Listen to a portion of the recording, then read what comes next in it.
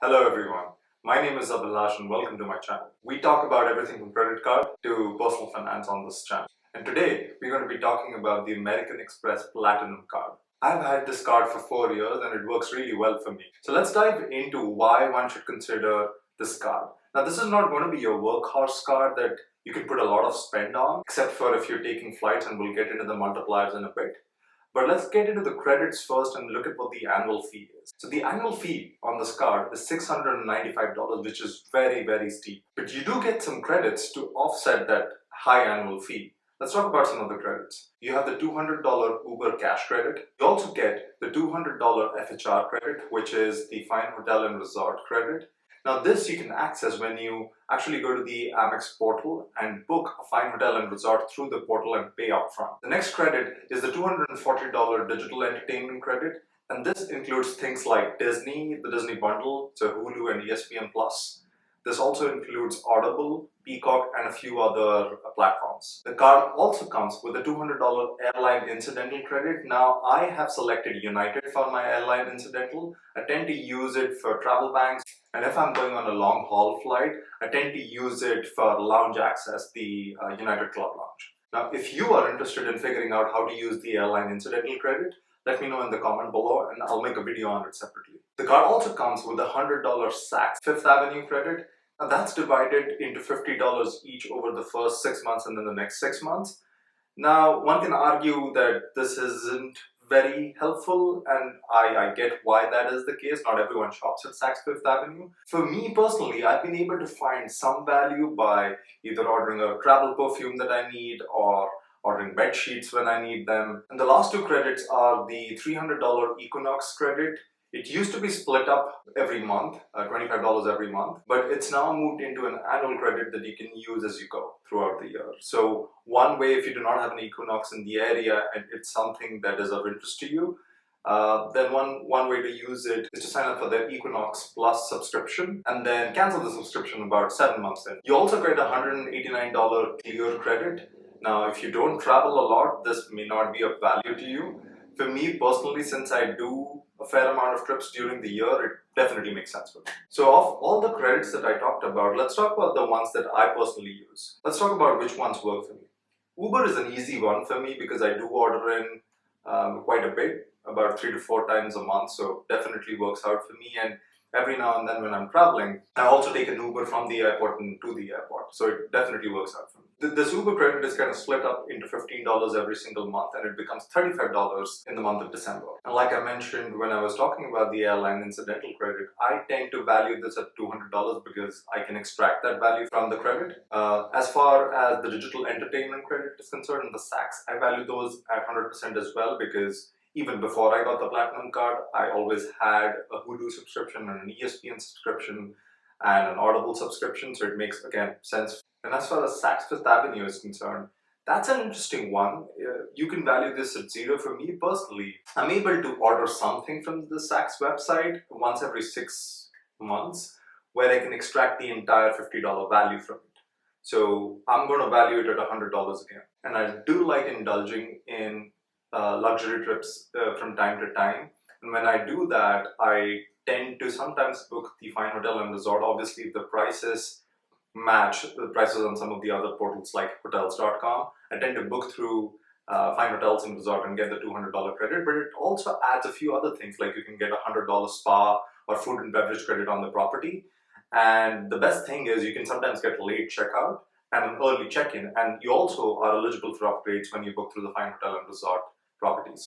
So to me personally, if I add all the credits that I use, it totals $940. So for me, the card actually starts making sense against the $695. And this is bearing in mind that I'll actually spend all of this money even if I did not have the card. So for me, it actually gives me a net effective value of about $245. Now let's talk about some of the other perks and benefits of the Platinum card.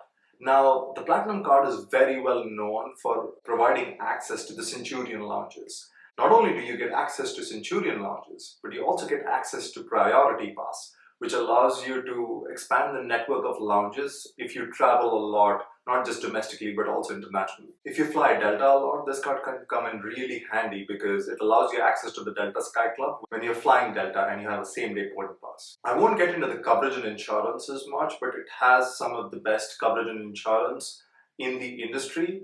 I'd argue, I think Chase's elite product, which is the Chase Sapphire Reserve, probably offers a little more in terms of coverage and insurances. I feel like Amex packs a punch too. Now let's talk about the multipliers. Now this card isn't as strong when it comes to multipliers. It offers you 5x back on airlines when tickets are purchased directly through the airline's website or through the Amex portal. You get 5x back on hotels booked through the Amex portal and then 1x back on everything else. Now, as you can see, unless you're booking a ton of flights, and even then one can argue that there are other cards that probably give you a better multiplier when you're booking flights. So unless you're booking a ton of flights, you're not going to be spending a ton of money on this card. Now come to the question of who should get it. My take on this is, unless you're using the services and the credits that Amex Platinum gives you, the value of all of these credits sum up to the annual credit of the Platinum card. I don't think it makes sense. One can argue, hey, we have lounge access on the card. That is true. But what I've recently found, at least in my experience, and that's why I don't value the lounge access as much, that the Centurion lounges are pretty packed every single time I go. I don't like to eat at lounges because the food is generally not great. Priority Pass lounges are packed, especially if you're traveling internationally in Asia.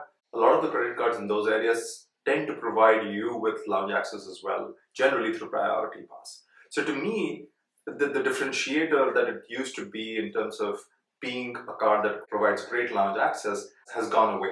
Having said that, if you do fly Delta, this provides you access to the Delta Sky Clubs, which can be a huge plus for you. So it really depends on your mileage. I wouldn't get this card unless you use these services though. Like if you do not use Uber a ton, and if you do not like the idea of buying from Saks Fifth Avenue because it's very expensive, or you don't see yourself living at one of these fine hotel and resort properties because they're very expensive, I don't think you should be getting the card.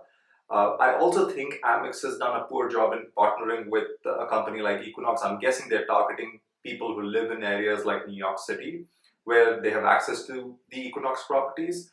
But I also feel like there are other clientele they could be going after, and if that's not you, don't sign up for the card. I also want to spend a few minutes talking about how I think you can access value from American Express's membership reward points. I'll take one example, and if you're interested in more examples, I'm happy to make another video where I can dive into a few more examples of how you can extract value from the membership reward points. In this scenario, we're going to take an example of taking a flight from New York to Paris. I'm going to look directly at the business class fares, and on Google Flights, you'll see that the fares from New York to Paris on Air France, it comes to about $6,800, which is quite steep.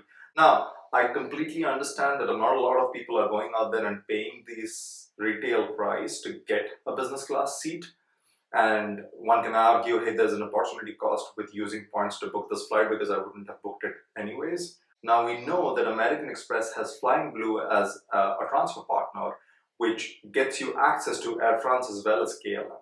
Now, if we go to the Flying Blue website and try and look at availability, we see that on the 9th of February, in flying from New York to Paris on the Air France's website, you can get a flight for about 55,000 miles and $204. Is this the best redemption you can find? Probably not. If you fly economy, you can probably fly a lot more.